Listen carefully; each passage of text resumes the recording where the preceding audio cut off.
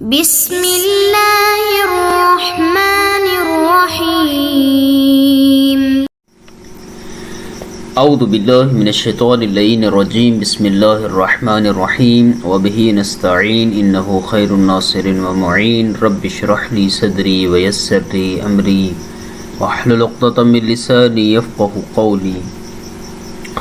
ہماری بحث تعارض الادلہ کے بارے میں ہو رہی ہے کہ جہاں پر دو دلیلیں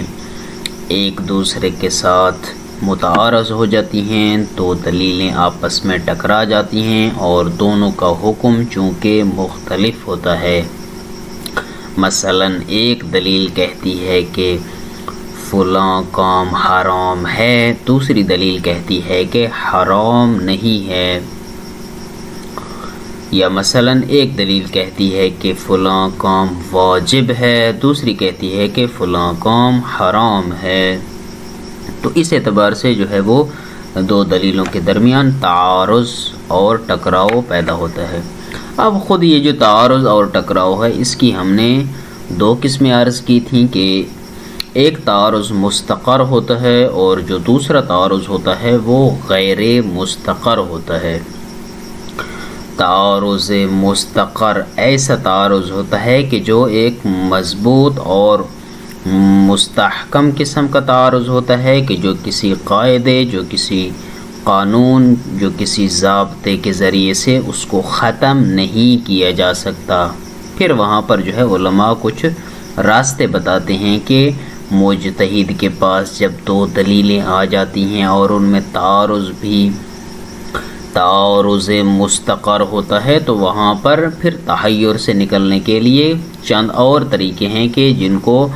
فالو کیا جاتا ہے اور پھر یعنی ایک راستہ نکالا جاتا ہے تاکہ جو ہے وہ مقام افتاء میں ایک مجتہد متحیر نہ رہے۔ لیکن ہماری بات جو ہے وہ دوسرے قسم کے تعارض میں چل رہی ہے فعلاً کہ جو تعارض غیر مستقر ہوتا ہے۔ تعارض غیر مستقر ایسا تعارض ہوتا ہے کہ جو ایک حتمی تعارض نہیں ہوتا ہے، ایک ایسا تعارض ہوتا ہے کہ جس کو مثلاً ایک جامع تبرعی یا جامع عرفی کے ذریعے سے جس کو جو ہے وہ حل کیا جا سکتا ہے، چونکہ وہ تعارض در واقع ظاہری طور پر تعارض ہوتا ہے۔ جب تأمل کیا جاتا ہے، جب دلیلوں کے اندر دقت کی جاتی ہے، غور کیا جاتا ہے تو اس تأمل کے ذریعے سے جو ہے اس تعارض کو ختم کیا جاتا ہے۔ اب اس تعارض کو ختم کرنے کے لیے علماء اصولیین نے، علماء حقوق نے کچھ قوانین، کچھ ضوابط مقرر کیے ہیں کہ جن ضوابط کی مدد سے اس تعارض کو ختم کیا جاتا ہے، کہ جن کی تعداد جو ہے وہ 5 ہے۔ سب سے پہلے تخصص ہے، پھر اس کے بعد ورود ہے، اور پھر تیسرے نمبر پہ حکومت ہے، اور چوتھے نمبر پہ جو ہے وہ تخصیص ہے، اور پانچواں جو ہے وہ تقدیم الاظہر علی الظاہر ہے۔ انشاءاللہ آج کے اس درس میں ہم پہلے دو کو ڈسکس کریں گے کہ سب سے پہلے جو ہے وہ تخصص کی بات کرتے ہیں کہ تخصص کیا ہوتا ہے۔ فرماتے ہیں کہ یہاں پر اگر ہم دو دلیلوں کو دیکھتے ہیں تو دو دلیلوں کے مدالیل، دو دلیلوں کے جو معانی ہیں، دو دلیلوں کے جو محمول ہیں، فرماتے ہیں کہ وہ ظاہری طور پر ان کا آپس میں تعارض ہوتا ہے۔ مثلا ایک دلیل کا مدلول کہتا ہے کہ واجب ہے، دوسری دلیل کا مدلول کہتا ہے کہ فلاں کام حرام ہے۔ لیکن اگر ہم انہی دلیلوں کے موضوعات کی طرف دیکھتے ہیں تو ہر دلیل کا موضوع دوسری دلیل سے مختلف ہوتا ہے، تو پس محمول میں پائے جانے والے تعارض کو دو دلیلوں میں سے ایک دلیل کے موضوع سے ختم کیا جا سکتا ہے، چونکہ دو دلیلوں کا جو موضوع ہے وہ مختلف ہے۔ مثلا ایک دلیل کہتی ہے کہ الخمر حرام، کہ شراب حرام ہے، دوسری دلیل کہتی ہے کہ سرقہ حلال ہے۔ اب یہاں پر اگرچہ ایک دلیل میں حکم حرمت ہے، دوسری دلیل میں حکم حلیت ہے، لیکن ایک دلیل کا موضوع شراب ہے اور دوسری دلیل کا جو موضوع ہے وہ سرقہ ہے، پس اس اعتبار سے دونوں دلیلوں کے چونکہ موضوعات مختلف ہیں، اس اعتبار سے جو ہے اس ظاہری نظر آنے والے تعارض کو جو کہ مدالیل کے اندر موجود ہے اس کو ختم کیا جا سکتا ہے۔ یا مثلا ایک دلیل کہتی ہے کہ عادل کا احترام واجب ہے، دوسری دلیل کہتی ہے کہ فاسق کا احترام حرام ہے۔ اب ایک دلیل کے اندر وجوب کا حکم ہے، دوسری میں حرمت کا حکم ہے، ظاہری طور پر دونوں میں تعارض ہے، لیکن جب موضوعات کی طرف دیکھتے ہیں کوئی ایک دلیل کا موضوع عادل ہونا ہے، دوسری دلیل کا موضوع فاسق ہونا ہے، تو بس اس اعتبار سے جو ہے موضوعات کو دیکھتے ہوئے یہ جو وجوب و حرمت میں ظاہری طور پر تعارض کی کیفیت نظر آ رہی تھی، یہاں پر تعارض کو ختم کیا جاتا ہے کہ وہ دلیل بھی اپنی جگہ پہ درست ہے اور دوسری دلیل بھی اپنی جگہ پہ درست ہے۔ پس نتیجتاً یہاں پر ایک دلیل کا موضوع دوسری دلیل کے موضوع میں شامل ہی نہیں ہے، جب شامل ہی نہیں ہے تو اسے جو ہے وہ قاعدہ تخصص کہا جاتا ہے۔ دوسرا جو قاعدہ ہے جسے قاعدہ ورود کہتے ہیں کہ جہاں پر ایک دلیل دوسری دلیل کے موضوع کو ہی رفع کر دیتی ہے، یعنی جب ایک دلیل آتی ہے تو پہلے والی جو دلیل ہے اس کا موضوع ہی اٹھ جاتا ہے، اس کا موضوع ہی سرے سے ختم ہو جاتا ہے۔ جب موضوع ہی باقی نہیں رہتا ہے تو پھر آٹومیٹکلی جو تعارض ہے وہ بھی ختم ہو جاتا ہے۔ پس جو دلیل دوسری دلیل کے موضوع کو اٹھانے والی ہوتی ہے اس دلیل کو دلیل وارد کہتے ہیں۔ پس چونکہ ایک دلیل دوسری کے موضوع کو ہی وارد ہو کر ختم کر دیتی ہے اور اس انداز میں تعارض ختم ہو جاتا ہے تو تعارض ختم کرنے کے اس طریقے کو جو ہے وہ ورود کہتے ہیں۔ مثلا اس کی تھوڑی سی وضاحت جو ہے وہ اس انداز میں پیش کی جا سکتی ہے کہ براءت عقلیہ کو اگر ہم دیکھیں کہ براءت عقلیہ کہاں پر جاری ہوتی ہے کہ جہاں پر قبح عقاب بلا بیان صدق کر رہا ہو، اگر جو ہے وہ عقاب بلا بیان ہے تو وہاں پر جو ہے چونکہ ہم کہتے ہیں عقاب بلا بیان کبھی ہوتا ہے، پس جب بیان نہیں ہے تو وہاں پر براءت عقلیہ جاری کریں گے، چونکہ براءت کا موضوع یہ ہے کہ اصلاً اصل تکلیف میں ہی شک ہوتا ہے، پس جہاں پر بیان آ جاتا ہے وہاں پر براءت کا موضوع ہی ختم ہو جاتا ہے۔ اب جہاں پر بیان آ چکا ہے تو یہ بیان کا آنا اور جو دلیل بیان کو لے کر آ رہی ہے اس نے اس براءت کے موضوع کو ہی ختم کر دیا ہے، تو پس اس اعتبار سے اس دلیل کو ہم کہیں گے دلیل وارد۔ بیان سے کیا مراد ہوتا ہے؟ بیان سے مراد ہم کئی دفعہ پیچھے عرض کر چکے ہیں کہ ایسی دلیل کہ جس کو شارع مقدس حجت قرار دیتا ہے، ایسا امارہ کہ خود جس کو شارع مقدس نے حجت قرار دیا ہے اگر اس امارہ کی مدد سے کوئی حکم ہم تک پہنچ جاتا ہے، پس جس جگہ پہ ہم شک کر رہے تھے کہ پتہ نہیں یہاں پہ کوئی تکلیف اس مورد میں آئی ہے یا نہیں، اور وہ دلیل اب حکم کو لے کر آ جاتی ہے تو اب وہ جو براءت کا موضوع تھا وہ موضوع ہی سرے سے ختم ہو جاتا ہے، تو پس اس اعتبار سے جو دلیل ہے اس نے اس کے موضوع کو ہی ختم کر دیا ہے۔ اس دلیل کو دلیل وارد کہتے ہیں اور اس قاعدے کو جو ہے وہ قاعدہ ورود کہتے ہیں۔ اس کی مثال یوں دی جا سکتی ہے کہ مثلا ایک ہمارے سامنے لباس پڑا ہوا ہے اور اس کی نجاست کا جو ہے وہ ہمیں یقین ہے کہ مثلا یہ 2 گھنٹے 3 گھنٹے پہلے یقیناً نجس تھا۔ اب کچھ دیر کے بعد ہمیں شک ہوتا ہے کہ آیا اب بھی وہ لباس نجس ہے یا وہ لباس جو ہے وہ اب نجس نہیں ہے، تو یہاں پر قاعدہ استصحاب یعنی ابقاء مکان علی مکان کا تقاضا یہ ہے کہ وہ لباس اب بھی نجس ہے۔ اب استصحاب سے ہم نے اس لباس کی نجاست کو ثابت کر دیا۔ اب یہاں پر پھر دو گواہ آ جاتے ہیں، وہ دو گواہ آ کر کہتے ہیں کہ بھائی ہم گواہی دیتے ہیں کہ اس لباس کو مثلاً فلاں شخص نے پاک کیا ہے اور یہ لباس اب جو ہے وہ پاک ہے۔ اب یہاں پر جب دو گواہ قائم ہو جاتے ہیں اور وہ لباس کی پاکیزگی کی گواہی دے دیتے ہیں تو اس صورت میں استصحاب کو جاری کرنے کا مورد ہی ختم ہو جاتا ہے۔ اب یہاں پر یہ جو گواہ قائم ہوئے ہیں، جو امارہ قائم ہوئی ہے، اب یہ استصحاب پر مقدم ہے، بس اس صورت میں اس لباس کو جو ہے وہ پاک سمجھا جاتا ہے، بس اس کو جو ہے وہ کہا جاتا ہے کہ امارہ جو ہے یہاں پر استصحاب پر وارد ہے اور استصحاب کے موضوع کو ہی ختم کر رہی ہے۔ بس امارات جو ہے وہ ادلہ چونکہ اجتہادی ہیں، پیچھے بھی ہم نے عرض کیا تھا کہ جب دلیل اجتہادی آ جاتی ہے تو وہاں پر اصول عملیہ کا موضوع ہی مرتفع ہو جاتا ہے اور ختم ہو جاتا ہے، چونکہ امارہ جو ہے وہ مقدم بر اصول ہے۔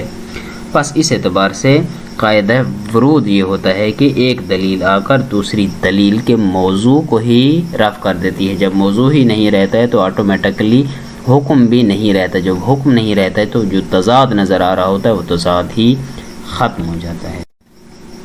ترجمہ انتہائی آسان ہے، فرماتے ہیں کہ وقد بدل الاصولیون جہودہم فی اعطاء ضوابط الجمع المقبول، فرماتے ہیں کہ علماء اصولیین نے اپنی کوششوں کو خرچ کیا ہے، صرف کیا ہے، یعنی سعی و تلاش کی ہے، اور سعی و تلاش کے بعد انہوں نے ان ظاہری طور پر نظر آنے والے تعارض کو ختم کرنے کے لیے اور جمع مقبول کے لیے کچھ ضوابط جو ہے وہ عطا کیے ہیں اور کچھ قواعد بنائے ہیں۔ وحصروها فی العناوین التالیۃ، کہ جن قواعد کو انہوں نے منحصر کیا ہے آنے والے عناوین میں۔ وہ عناوین کون سے ہیں؟ پہلا تخصص ہے، دوسرا الورود، تیسرا الحکومہ، چوتھا التخصیص، اور پانچواں کیا ہے؟ تقدیم الاظہر علی الظاہر، یعنی جو زیادہ ظاہر ہے اس کو اس پر مقدم کرنا کہ جو کم ظاہر ہے۔ اس کی انشاءاللہ تفصیل جو ہے وہ آ جائے گی۔ وَإِلَيْكَ تَعْرِيفُ تِلْكَ الْعَنَاوِينَ، ہم جو ہے آپ کے سامنے ان عناوین میں سے ہر ایک کی تعریف کرتے ہیں۔ سب سے پہلے جو ہے وہ ہے التخصص۔ تخصص کیا ہوتا ہے؟ هو خروج موضوع احد الدلیلین عن موضوع الدلیل الآخر حقیقتاً و تکویناً، فرماتے ہیں کہ دو دلیلوں میں سے ایک دلیل کے موضوع کی مدد سے دوسری دلیل کے موضوع سے خارج ہونا، حقیقتاً و تکویناً۔ کیسے خارج ہونا؟ حقیقت میں بھی اور ذاتاً بھی، یعنی مجازاً نہیں ہے، یہ خارج ہونا جو ہے وہ حقیقی ہوتا ہے۔ مثلاً کیسے؟ آسان سی مثال ہے، ایک دلیل کہتی ہے کہ الخمر حرام، دوسری دلیل کہتی ہے کہ والخل حلال، یعنی ایک دلیل کہتی ہے شراب حرام ہے، دوسری دلیل کہتی ہے کہ سرقہ حلال ہے۔